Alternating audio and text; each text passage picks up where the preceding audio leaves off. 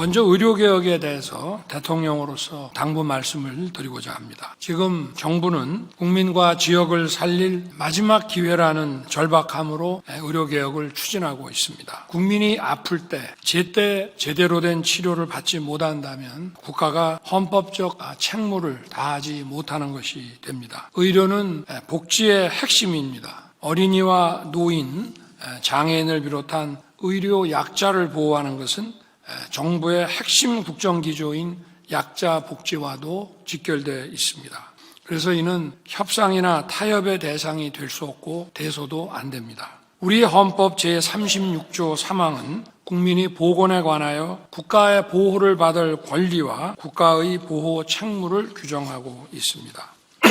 국민의 생명과 건강 보호는 모든 기본권의 전제가 되고 자유의 전제 조건입니다. 헌법재판소도 모든 국민이 필수 의료 서비스를 받을 수 있어야 하며 공정한 의료 서비스 접근권을 누려야 한다는 취지로 판시하고 있습니다. 이것은 바로 국가가 모든 국민이 필수 의료 서비스를 받을 수 있도록 보장하고 공정한 지역 어디에서나 공정한 의료 서비스 기회를 누릴 수 있게 할 책무가 있다는 것입니다. 의대 정원 2,000명 증원은 이러한 국가의 헌법적 책무를 이행하기 위한 최소한의 필수적 조치입니다. 우리나라는 현재 의사 수가 매우 부족합니다. 가까운 미래에는 더 심각한 상황이 됩니다.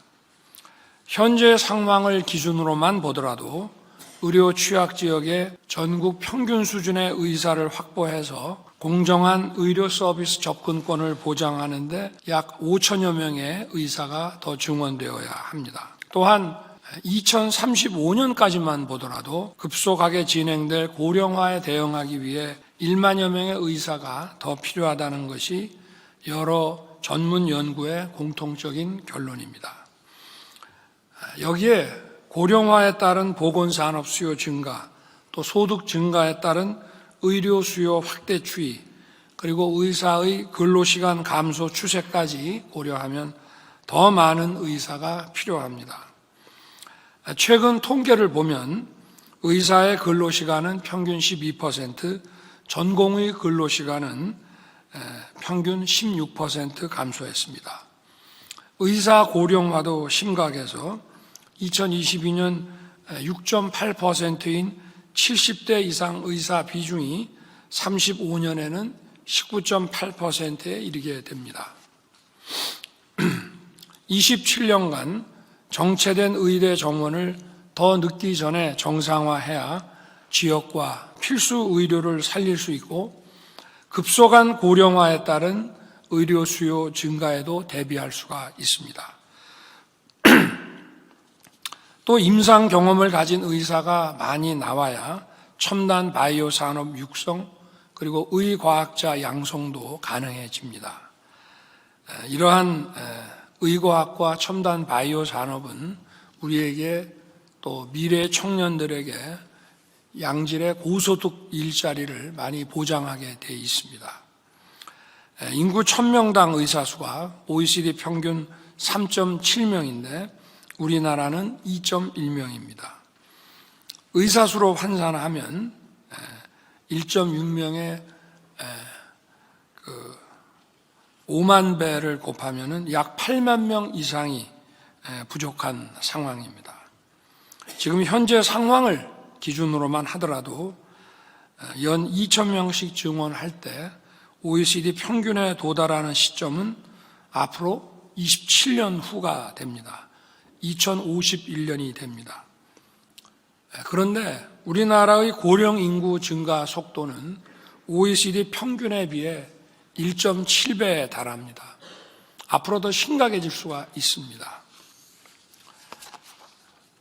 과학적 근거 없이 직역의 이해관계만 내세워서 증원에 반대하는 것은 받아들이기 어렵습니다.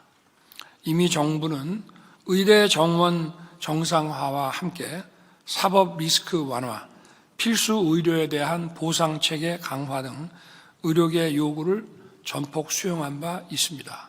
그리고 의료사고 처리 특례법 안에 대해서도 발표한 바 있습니다.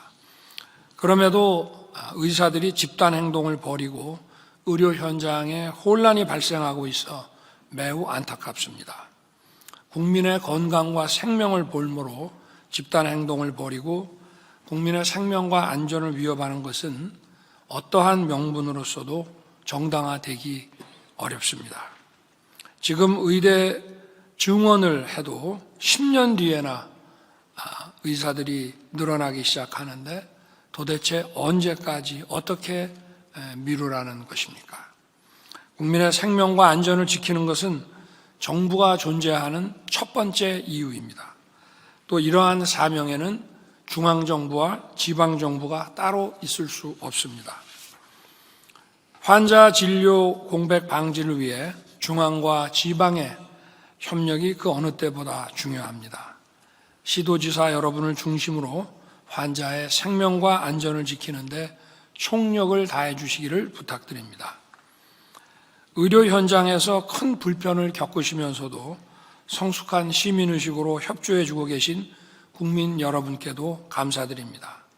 집단 행동에 나선 전공의가 많은 서울 대형 병원은 중증과 응급 환자 중심으로 운영되고 있습니다.